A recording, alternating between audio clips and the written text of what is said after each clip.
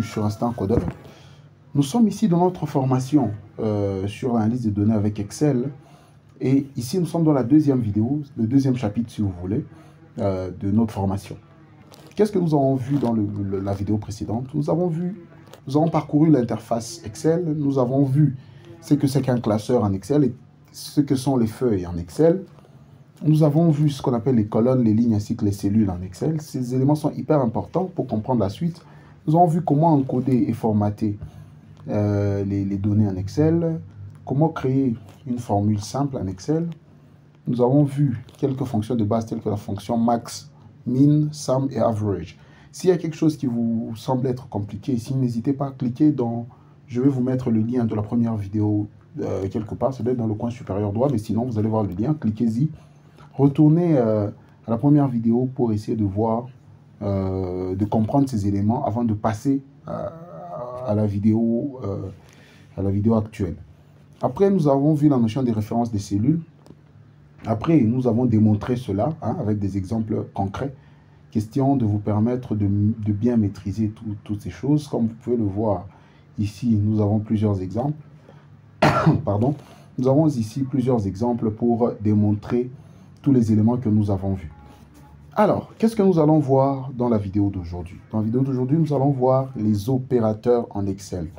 Alors, quel est le sommaire de cette vidéo? Nous allons voir ce qu'on appelle les opérateurs arithmétiques, les opérateurs logiques, ainsi que les opérateurs de comparaison en Excel. D'accord? Ces éléments sont d'une importance capitale. Suivez cette leçon avec le plus d'attention possible parce que ces éléments-ci vont vous suivre jusqu'à la fin du cours. D'accord? Alors, si vous ne vous êtes pas encore abonné, c'est le moment. Ici, nous sommes sur Instant Codeur. Et ici, nous créons des projets en C#, en Java, en VB, en PHP et dans bien d'autres langages. Nous créons des projets du début à la fin et nous disponibilisons même les codes sources. Donc, si ce que nous faisons ici vous intéresse, n'hésitez pas à cliquer, à liker, à vous abonner. Ça va permettre au contenu que nous faisons d'atteindre le plus grand nombre et d'aider le plus grand nombre de personnes. Si vous voulez nous encourager, il y a un lien là, vous pouvez cliquer sur le bouton Join pour les anglophones. Et cela va nous permettre de pouvoir soutenir financièrement ce projet. Alors, ici, comme je l'ai dit, nous allons voir les opérateurs. Comme je vous ai dit, nous allons garder notre approche. Nous commençons avec les opérateurs arithmétiques. D'accord? Ici, nous avons les différents opérateurs arithmétiques. J'ai le signe, le rôle, ainsi qu'un exemple. Nous avons le plus. OK? En gros, si on vous pose la question, dans un entretien d'embauche pour analyse de données avec Excel, on vous dit c'est quoi un opérateur arithmétique? C'est très simple. Un opérateur arithmétique, c'est un signe qui nous permet d'effectuer une opération arithmétique. Nous connaissons les différentes opérations arithmétiques. Les plus basiques, nous avons l'addition, la soustraction, la multiplication, la division, mais nous avons aussi l'exponentiation, le pourcentage, ainsi de suite. Donc, tous ces symboles que l'on utilise pour, j'allais dire performer, mais plutôt pour effectuer, voilà le mot, pour effectuer ces opérations arithmétiques sont appelés opérateurs arithmétiques. Bien. Alors, nous avons ici combien? Nous avons 6 opérateurs arithmétiques et nous allons voir. Le premier, c'est l'addition. Pour faire l'addition en Excel, qu'est-ce qu'on fait? Très simple. On utilise juste le signe plus. Alors, pour démontrer cela, encore une fois, je vais faire un petit tableau. Voilà, je vais faire un petit tableau ici. Bien. J'ai le premier facteur. OK, j'écris facteur 1.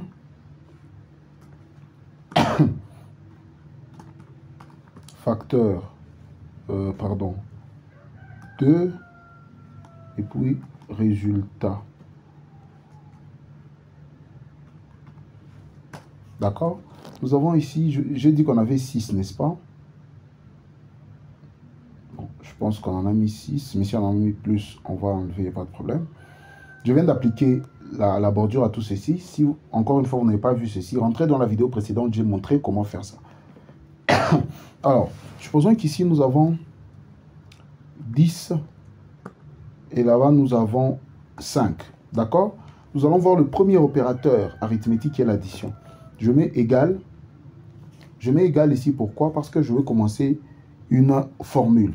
Chaque fois qu'on veut commencer une formule, mettez le signe égal, le signe plus. D'accord? Je mets égal. Supposons que je vais additionner ce facteur-ci et celui-là. Ce chiffre, ce nombre-ci et celui-là. Je clique sur le premier nombre. Je vais faire l'addition. Je vous ai dit que l'opérateur pour faire l'addition, c'est le plus. Je mets signe plus et je vais cliquer sur le deuxième élément. J'appuie sur Entrée pour valider. Pardon, et j'ai 15. D'accord? 10 plus 5, bien évidemment, c'est 15. D'accord? Voilà. Alors, je vais changer la police. Je ne veux pas de calibri. Encore une fois, j'ai déjà expliqué comment faire ce que je fais ici. Ok. Bien. Alors, je fais 10 plus 5, j'ai 15. D'accord? Bon, supposons que j'ai les mêmes nombres. J'ai 10 ici. Bon, déjà, vous remarquez que ici, si je change au lieu de 10, je mets 9. Observez ici. Ce qui se passe, c'est que le résultat change. Il se met à jour parce qu'il tient compte de la valeur qui est dans cette cellule. D'accord? Si je remets 10, j'ai 15 là. Bien. Supposons que j'ai le même 10 là-bas, 5 ici. Bon. Si je veux faire la soustraction, je clique sur la première cellule, je mets moins, je clique sur la deuxième, je valide, j'ai 5. 10 moins 5, c'est la soustraction. D'accord? Bien. Ce sont des choses plutôt simples, hein, basiques. Si j'ai 10 ici, 5 là-bas. Ok? Je veux faire la multiplication et qu'est-ce que je fais? Je clique ici, je mets ce symbole-là, d'astérisque, et je clique sur le deuxième, je valide, j'ai 50. D'accord? Si je veux faire la division, je fais 10, et puis 5, toujours. Ok? Je mets égal, je clique dans la première cellule, je mets cette barre-ci, ce slash, et que je valide, j'ai 2. Pardon, 10 divisé par 5, ça nous donne 2. Bon, quelque chose de plus intéressant ici. Si on vous demande, par exemple, de trouver... ici, on a le pourcentage, d'accord? Alors, comment est-ce qu'il faut interpréter cette opération? Si on vous dit, par exemple, de trouver 25% de 100, je prends d'abord quelque chose de basique. 25% de 100, c'est combien? C'est 25, n'est-ce pas? C'est très simple. Alors, comment je fais pour trouver 25% de 100? C'est 25% de 100 que je cherche. J'écris 25, d'accord? Pourcent, je mets le signe pourcentage. Et puis, je mets le signe de multiplication. Je mets 100. Dès que je valide, j'ai 25 là-bas. Comment faut-il lire cette opération? Égal, je mets 25%. Et puis, je multiplie. Je mets 100. Ok? C'est ça la syntaxe. Et j'ai 25% de 100. Qui est 25. D'accord? Très simple, hein? De toute façon, on a la syntaxe ici. 25% de 100, vous mettez 25. Pourcentage multiplié par 100. Bon, supposons maintenant que ici j'ai 985. Et je cherche 14% de 985. Qu'est-ce que je fais? Je mets égal 14% multiplication 985, je valide et j'ai 137,9 qui est 14% de 985. D'accord? Très bien. Après, qu'est-ce que nous avons? Nous avons l'exponentiation. C'est quoi l'exponentiation? Si par exemple, je veux faire 3 au cube, d'accord? Je mets 3 au cube, ça fait quoi? 3 au carré, c'est 9. 3 au cube, c'est 27. Ça fait 3 fois 3 fois 3, n'est-ce pas? Donc, je mets 3 ici. Et puis là-bas, j'ai 3 au cube. Hein. Je vais faire égal. Je clique ici. OK. Après, on va chercher ce symbole-ci. D'accord? Où est-ce que nous le prenons? Nous le prenons là. Et nous venons cliquer ici. J'ai 27. D'accord?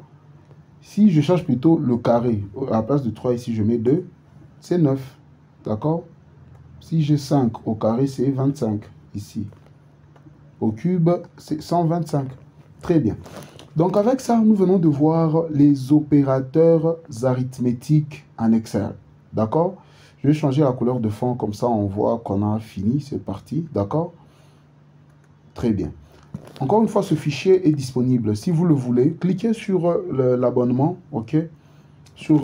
Pas sur l'abonnement, bien évidemment vous abonner pour soutenir la chaîne, mais en plus si vous voulez avoir accès au contenu exclusif tel que ce fichier ici avec toutes les formules, tous les exemples, abonnez-vous, c'est pas cher du tout, cliquez sur le lien pour rejoindre la communauté de la chaîne. Et une fois que vous le faites, vous nous envoyez un mail sur instantcodeur@gmail.com. Nous allons vous faire un plaisir de vous envoyer ce fichier qui va vous aider à vous exercer avec. Bien. Nous avons fini avec les opérateurs arithmétiques. Maintenant, nous allons faire la démonstration des opérateurs de comparaison. Alors, si vous avez compris que les opérateurs arithmétiques servent à effectuer des opérations arithmétiques, logiquement, vous comprendrez que les opérateurs de comparaison servent à poser des conditions, à comparer des éléments. D'accord? Comment est-ce que nous allons faire cette démo pour vous faciliter la compréhension? Alors, ici, prenons un exemple. Ici, j'ai... on va faire la même chose, hein. On va garder notre tableau ici.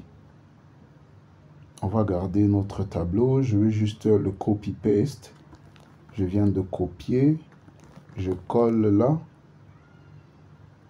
Et puis, bon, je vais effacer le contenu. OK? Alors, supposons qu'ici, j'ai 5. Et là-bas, j'ai 4. Je veux comparer ces deux éléments. D'accord? Comme je viens de le dire, je me répète, les opérateurs de comparaison servent à opérer des comparaisons, à faire passer des conditions pour comparer deux ou plusieurs éléments. Pardon. Alors, j'ai ici 5 et 4. Je vais les comparer. Bien évidemment, c'est une formule. Je fais égal. D'accord? Une fois que je fais égal, qu'est-ce que je veux? Je veux comparer 5 et 4. Supposons que je clique sur 5. Je veux vérifier ça avec cet élément. Je vais vérifier si 5 est inférieur à 4. Je vais utiliser cet élément. C'est un peu comme en mathématiques. Inférieur, le deuxième élément ici. Dès que je valide, il me dit false. Si mon Excel était en français, il aurait dit faux. Comment est-ce qu'il faut comprendre cela? Il faut comprendre qu'Excel vous dit que 5, la condition de savoir si 5 est inférieur à 4 est fausse. Le résultat de cette condition est fausse. De cette comparaison est fausse. OK? Parce que 5 n'est pas inférieur à 4. D'accord? Et si par exemple on change ici, on met 1, ça devient true pour dire vrai. Parce qu'en fait, 1 est effectivement inférieur à 4. D'accord? Mais si je mets 4, quel sera le résultat? Faux. Parce que 4 n'est pas inférieur à 4. 4 est égal à 4. D'accord? Bon, je mets 5. 5, le résultat est faux. Parce que 5 n'est pas inférieur à 4. Bien. On va garder les mêmes éléments. On dit 5 et 4. D'accord? Et ici, on veut vérifier si 5 est supérieur à 4.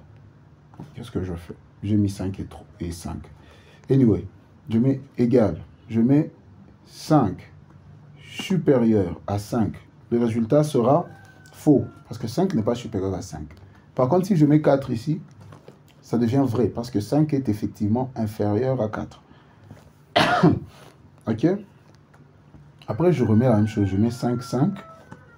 Je vais vérifier si 5 est égal à 5. Qu'est-ce que je fais? Je clique sur 5. Je mets égal. Ici, pour ceux qui sont d'un background de programmation, seront tentés de mettre deux signes d'égalité. Ici, c'est un seul en Excel. On ne met pas égal, égal. On met égal. Ça donne vrai parce que 5 est effectivement égal à 5. Si on met 4, ça devient faux. Si on met 5, ça devient vrai. Si on met 6, à votre avis, ça sera faux. 5 n'est pas égal à 6. D'accord? Très bien. Il y a quelque chose d'autre. On va ici vérifier inférieur ou égal. Je mets encore une fois 5, 5. Bon. J'ai dit ici 5. Je clique sur 5. Inférieur ou égal à 4. Quel sera le résultat? Le résultat sera faux. Parce que c'est 5, 5 que j'ai mis ici. OK? Quelle est la condition que j'ai passée? J'ai écrit 4. OK? Je vais cliquer là. Bien. Le résultat est vrai. Est-ce que 5 est inférieur ou égal à 5? Oui, parce qu'il est égal. Est-ce que 5 si je mets 4, 2 ici par exemple 3, quel sera le résultat? Le résultat ne va pas changer parce que c'est ici, si c'est inférieur, le résultat sera vrai. Si c'est égal, le résultat sera vrai. C'est ça, inférieur ou égal. Par contre, dès qu'il devient supérieur, ça devient faux. D'accord? Bien. Dans l'autre sens, si je mets 7 et 3, je vais vérifier si 7 est supérieur ou égal à 3. Je clique sur 7, je mets supérieur, je change le signe change de sens. Je clique sur 3. C'est vrai, parce que 7 est effectivement supérieur ou égal à 7. Si je mets 7 ici, toujours vrai. Mais si je mets 9, ça devient faux. J'espère que vous comprenez.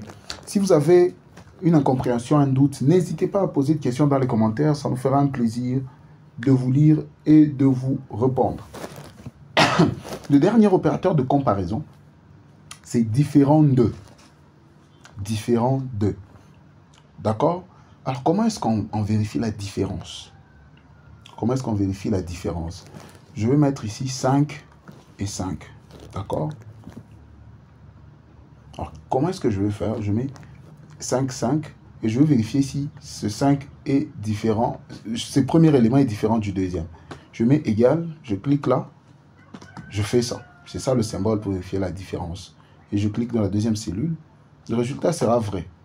Parce qu'ils sont pas... sera faux, pardon. Parce qu'on vérifie si 5 est différent de 5. Or, 5 est égal à 5. Donc, le résultat est faux. Par contre, si c'est inférieur, là-bas, ça sera vrai. Si même ici, c'est supérieur, ça sera toujours vrai. Parce que les deux sont différents. D'accord? Donc, c'est ça qu'on appelle les opérateurs de comparaison. D'accord? C'est ça qu'on appelle les opérateurs de comparaison. Après, nous avons ce qu'on appelle les opérateurs logiques en Excel. OK? On va faire ce qu'on appelle les opérateurs logiques en Excel. Bien. Alors, à quoi servent les opérateurs logiques? Les opérateurs logiques sont utilisés généralement lorsqu'on a plus d'une condition à vérifier. D'accord? Les opérateurs logiques servent à vérifier si on a plusieurs opérateurs logiques. Par exemple, je copie tout ceci que je vais coller là. Bon, je vais coller en bas.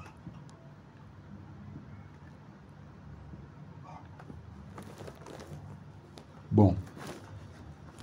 Ici, ce qu'on va faire, c'est que on va déplacer ceci. OK.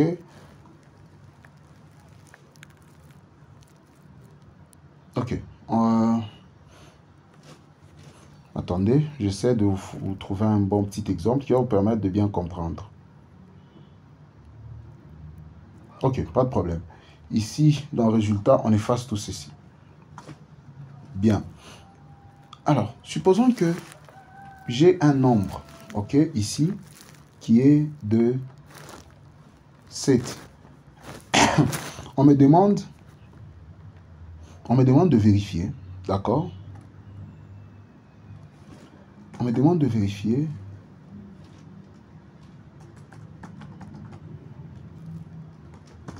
bien. On me demande de vérifier si 7 est supérieur à 4 et inférieur à 8, par exemple. D'accord? J'ai 7 ici. On veut savoir si 7 est compris dans cette plage. Donc, on veut vérifier si 7 est en même temps inférieur à 8 et supérieur à 4. Comment on va faire ça? C'est simple. Je vérifie si il est en même temps inférieur à 8 et supérieur à 4. Vous avez bien entendu, j'ai dit E. Là, c'est quand on va utiliser l'opérateur AND. Si votre Excel est en français, ce sera E. Dès que je mets AND, qu'est-ce que je fais? Je passe la première condition. La première condition qu'on veut vérifier, c'est quoi? Est-ce que 7 est supérieur à combien?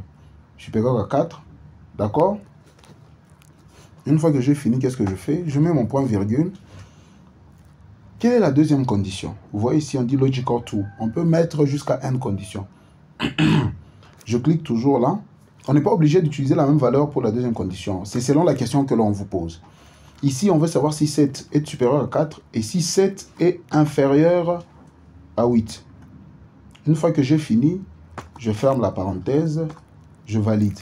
On me dit vrai. Pourquoi me dit-on vrai? Parce que 7 est en même temps supérieur à 7 et inférieur à 8. C'est pour ça que le résultat est vrai. D'accord? Si par exemple, ici, au lieu de 8, nous avions 7 aussi, ça devient faux. Parce qu'il y a une condition qui est vérifiée. Quelle est la condition qui est vérifiée? C'est supérieur à 4 qui est vérifié. Mais inférieur à 7 n'est pas vérifié. Mais du coup, si il y a au minimum une condition qui n'est pas vérifiée, le résultat final sera faux. C'est ça la règle quand on utilise l'opérateur AND. D'accord? Bon. Mais maintenant, supposons qu'on veut vérifier si 7 est supérieur à 4 ou inférieur à 5. Donc, on vérifie l'une des deux conditions. Dans ces cas, on utilise, si vous avez bien entendu, j'ai dit ou. On veut vérifier si la personne qui est devant nous est d'origine française ou canadienne. Si cette personne appartient à l'une des deux nationalités, le résultat sera vrai quand on utilise ou. Si on dit, ok, pour être élu président en France, il faut être né de père et de mère français. Si on dit cela, qu'est-ce que ça veut dire? Ça veut dire que vos deux parents doivent être français. Par contre, si on vous dit que pour être élu président en France, il faut être né de père ou de mère français, dans ce cas, si l'un des deux parents est français, vous passez. C'est la même chose ici. Ok? Alors, je mets égal. Je mets or cette fois-ci. Or, c'est ou en anglais. Hein? N'ayez pas peur. Je mets 7. Première condition. Est-ce que 7 est supérieur à 4? Deuxième condition. Est-ce que 7 est inférieur à 5? Ok. Ça donne vrai. Et pourtant, 7 n'est pas inférieur à 5. Pourquoi ça donne vrai? Parce que l'une des deux conditions est vérifiée. D'accord? Mais maintenant, on a note. Note, qu'est-ce qu'il fait? Il inverse le résultat d'une comparaison. Par exemple, ici, ok, je rentre à l'exemple précédent. On vérifiait si F28 était inférieur à G28. On vérifiait si 5 était inférieur à 4. Le résultat est faux. Bon, mais maintenant, si je mets note ici, ok, je mets note et je valide, il change. Il inverse en fait le résultat. Si le résultat devait être vrai, à la sortie, il devient faux. D'accord? Par exemple, ici, on a AND. Si je mets tout ça dans un OR, ok, je mets tout ce que je viens de taper ici dans un OR, vous voyez, ça change. Non, pardon, pas dans un OR. Je fais n'importe quoi. Dans un NOT, ok. À la base, le résultat était... Attendez, on va enlever le OR ici pour que vous voyez le résultat initial. Ok, j'ai effacé une partie. Ok, le résultat initial, c'était faux. Parce que j'essayais de vérifier si les deux conditions étaient vérifiées. Ok, je voulais vérifier si 7 était en même temps supérieur à 7, supérieur à 4 et inférieur à 7. Alors que 7 n'est pas inférieur à 7. C'est pour ça que le résultat est false ici. Bon, maintenant, si je mets note, ok, je mets tout ça dans un note, il devient true. Qu'est-ce qu'il fait? Il inverse l'output, il inverse le résultat. Ok? Je pense que tout ceci est clair jusque-là. Après, on a XOR. XOR renvoie un résultat true si l'un des arguments est true et false dans tous les autres cas. D'accord? Si un des arguments est vrai, ok, le résultat sera vrai. Par contre, si les deux arguments sont vrais, le résultat sera faux. Si les deux arguments sont faux, le résultat sera faux. D'accord? En gros, c'est l'inverse du AND. C'est l'inverse du AND. Parce que pour le AND, tous les arguments doivent être vrais pour que le résultat soit vrai. Ok? Mais ici, non, c'est l'inverse du OR. Ok? Voilà. Donc ça, c'est le XOR. Je pense que tout est clair. Si vous avez des questions, n'hésitez pas à nous les poser. Mais avant qu'on avance, je vais vérifier si vous avez bien compris. Et comment on fait pour vérifier? je vous ai préparé ce petit exercice. Mettez pause, ok? Ouvrez votre Excel, parce que si vous ne pratiquez pas, vous n'allez pas comprendre. Refaites ce tableau que j'ai fait ici, et puis trouvez la réponse pour cette cellule, celle-là, celle-ci et celle-là. D'accord? Mettez pause, je vous attends. En tout cas, j'espère que vous l'avez fait. Ok, j'espère que vous l'avez fait. En tout cas, pour ceux qui ne se sont pas encore abonnés, abonnez-vous, likez, partagez. Ça nous encourage, ça nous fait plaisir. C'est totalement gratuit. Et si vous voulez aller un peu plus loin et nous soutenir financièrement, appliquez sur Join, le bouton ou joindre la chaîne. Ça nous permet de financer ce projet. Bien. Alors, je suppose que vous avez fait. S'il y a des questions, ne continuez pas. Mettez pause, laissez-nous les questions. On va y revenir. Quand on vous répondra, vous allez avancer. Allez chercher. Vous pouvez trouver énormément de ressources. Le fait de faire ce processus de chercher vous permet de comprendre par vous-même. Permet de vous ouvrir l'esprit et de comprendre par vous-même. Bien. Alors, la question ici est de savoir quel est le total pour Monsieur Daniel. Ok, on a 4 cours. Il y a une note sur 20. Daniel a eu 13 en maths, 9 en chimie, 12 en anglais, 10 en français. Alors, le total, c'est simple. On va utiliser une notion vue dans la première vidéo, la fonction SUM. Et on sélectionne toutes les notes jusqu'à français ici. Nous avons 44. Si vous n'avez pas bien vu ce que je fais, je clique sur la première cellule, je mets 2 points, je viens cliquer sur la dernière cellule, c'est la colonne T ici. Ok. T8. D'accord. Et je valide, j'ai 44. Bon, une fois que j'ai obtenu ce résultat, je n'ai plus besoin de retaper la même formule partout. Qu'est-ce que je fais? Je fais la recopie de la formule. Encore une fois, une notion vue lors de la première séance. Ok. Maintenant, nous cherchons le pourcentage. Alors, comment calcule-t-on le pourcentage? Si chaque note est sur 20 et qu'on a 4 cours, ça veut dire que la note maximale, le total maximal est de combien? Le total maximal est de 80. Bon, je veux savoir 44 sur 80 représente combien en pourcentage? Très simple. Je mets égal. Je mets 44. La cellule qui contient 44 que je vais diviser par combien? Par 80 qui est le grand total. Ok. Et que je vais multiplier par combien? Par 100. D'accord? J'ai 55. On me dit 44 sur 80, c'est 55%. Et je peux donc tirer tout ceci. J'ai les résultats en pourcentage de chaque étudiant. Je vois Daniel qui a fait 55 et puis qui a échoué. Ici, j'ai quelque part... bon, personne n'a échoué. Bon, supposons que Somia, qui avait 19 ici, avait plutôt 4. Vous voyez, déjà, il tombe à 45%. Ici, ça change en fonction des notes que vous donnez à vos élèves. Je vais voir quelle est la pire note de chaque élève. Quelle est la pire note de chaque élève? Bon, j'ai des résultats qui vont de là jusque là.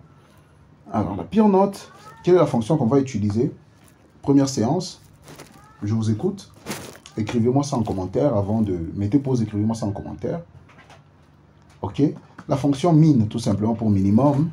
Et je sélectionne la plage. Je mets 2 points. Je viens cliquer sur la dernière note. Je valide. Ok. La pire note, c'est 9. J'ai la pire note pour chaque élève. Je vois par exemple Saint-Tiche qui a comme pire note 11. D'accord? Si par exemple ici, pour Sonia qui avait 7 comme pire note, on change là, au lieu de 14, il a 4. Vous voyez que sa pire note passe de 7 à 4. Parce que 7 n'est plus la pire note parce qu'il y a une note qui est inférieure à 7. Et la meilleure note, qui est la fonction qu'on va utiliser, c'est la fonction max, bien évidemment. Et on refait la même chose. Pardon. Et voilà. Parfait. Nous voici à la fin de notre deuxième chapitre sur notre formation d'analyse des données en Excel. Ne sautez pas une seule leçon. Okay? Toutes ces leçons ont été concoctées expressément pour vous permettre d'avoir tous les outils afin de comprendre les choses que nous allons voir et faire au fur et à mesure que nous avançons dans le cours. Alors, si vous n'êtes pas encore abonné, c'est le moment de le faire. Abonnez-vous, likez, partagez. C'est totalement gratuit. Ça nous fait plaisir et ça nous permet de continuer. À tout de suite dans le 3e chapitre de notre formation.